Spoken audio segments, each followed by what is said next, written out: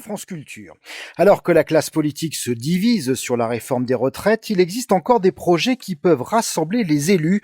Exemple, cette proposition de loi transpartisane pour en finir avec les déserts médicaux, une initiative portée par plusieurs groupes parlementaires, de la droite à la gauche en passant par la majorité macroniste, à l'exception notable du Rassemblement national qui n'a pas été convié. Cette proposition de loi vise à réguler l'installation des médecins. Les députés à l'origine de la démarche ont entamé hier soir en Mayenne un tour de France pour défendre leur projet. Parmi eux, l'invité de ce journal, Christophe Marion, député Renaissance du Loir-et-Cher. Bonsoir. Bonsoir. Christophe Marion, quels sont les critères que vous proposez pour interdire à un médecin de s'installer dans un territoire ?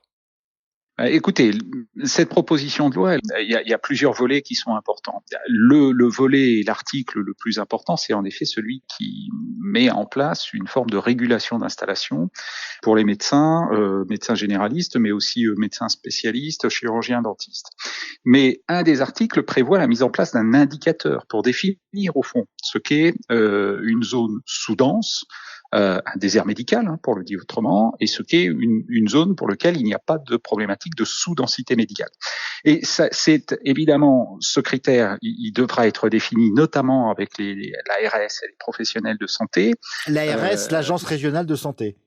Oui, tout à fait. Il est lié évidemment au nombre de praticiens rapportés au nombre d'habitants, mais il y a aussi d'autres critères qui sont ceux des besoins de santé des territoires qui devront être pris en compte parce qu'évidemment, le besoin de santé, il évolue en fonction de l'âge moyen de la population, en fonction de problématiques liées à des pathologies particulières qui concernent certains territoires. Donc une fois qu'on aura défini ce critère, la règle sera simple. Quand un praticien de santé souhaite s'installer dans une zone sous-dense, il a une autorisation de l'ARS, j'allais dire automatiquement, mais quand il souhaitera s'installer dans une zone qui n'est pas une zone en sous-densité, eh bien, il ne sera pas autorisé, il n'aura pas cette autorisation, sauf remplacement d'un départ en retraite, bien évidemment. Ainsi, eh bien, on arrêtera d'arroser là où il pleut déjà.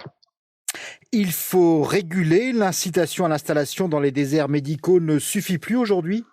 Mais aujourd'hui, on a mis en place, collectivités et État, des mesures incitatives à peu près dans tous les sens, qu'il s'agisse d'exonération fiscale, qu'il s'agisse d'aide à l'installation, qu'il s'agisse de construction de maisons médicales avec des loyers extrêmement bas à certains moments. Donc les mesures incitatives, elles se sont multipliées depuis 10 ou 20 ans. Or, on voit que ça ne suffit pas. D'autres professionnels de santé aujourd'hui, je pense aux infirmiers, je pense aux pharmaciens, sont régulés. On régule l'installation, il y a des autorisations qui leur permettent de s'installer à tel ou tel endroit. Dans le domaine de la médecine libérale, c'est pas le cas. Dans d'autres pays, ça a été mis en place. Je pense à l'Allemagne, au Danemark, par exemple, avec des résultats qui sont probants. L'idée, c'est qu'on fasse cette expérimentation en France, et c'est ce que permet cette proposition de loi. Alors, vous le disiez, cela fait des années finalement que l'on parle des déserts médicaux. Il n'y a eu aucune amélioration en termes d'accès aux soins ?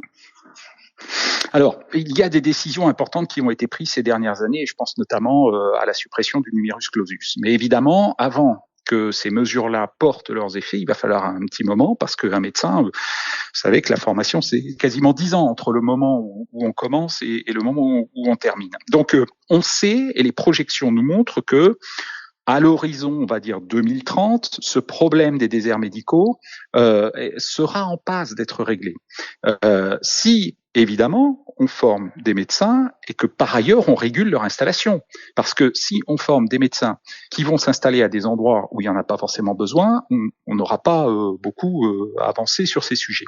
Mais il est vrai qu'aujourd'hui, et c'est les échanges que j'ai régulièrement avec les internes me disent, mais finalement, ça n'est pas à nous de supporter l'incurie des politiques menées depuis 20 ou 30 ans. Si on en est là, c'est à cause de vos prédécesseurs. Et en fait, c'est pas à nous d'en supporter les conséquences.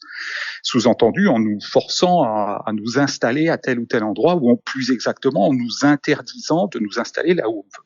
Ce à quoi je leur réponds fréquemment que, au fond, nous sommes tous des héritiers et que on n'a pas le choix. On est héritier de la situation que nous ont léguée nos prédécesseurs. successeur, et il faut en tenir compte.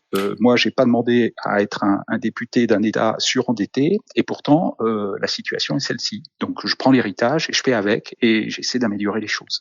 Christophe Marion, est-ce que le gouvernement est favorable à votre proposition de loi transpartisane sur les déserts médicaux? Pour l'instant, le ministre de la Santé semble porter le discours qui n'est pas favorable à cette proposition de loi. Voilà, il n'a jamais indiqué qu'il était favorable à la régulation d'installation, parce que le discours que nous entendons aujourd'hui du côté du gouvernement est au fond plutôt de dire la France aujourd'hui est devenue un désert médical et qu'il n'y a plus de zones sous-denses ou surdenses. Moi, ce que je constate aujourd'hui, c'est que vous avez 3 fois plus de généralistes par habitant dans les Hautes-Alpes que dans l'Eure. Je constate qu'on a 18 fois plus d'ophtalmologues par habitant à Paris que dans la Creuse. Voilà, et je pourrais continuer, de multiples exemples. Donc, je ne suis pas d'accord avec cette approche qui consiste à dire la France est un énorme désert médical. C'est, à mon sens, un peu plus compliqué que ça. Christophe Marion, député Renaissance du Loir-et-Cher, merci d'avoir été l'invité de France Culture ce soir et merci à Aloïse Guérin pour la préparation. Cette proposition de loi transpartisane est soutenue par une pétition en ligne sur le site change.org. Son titre: pour en finir avec les déserts médicaux.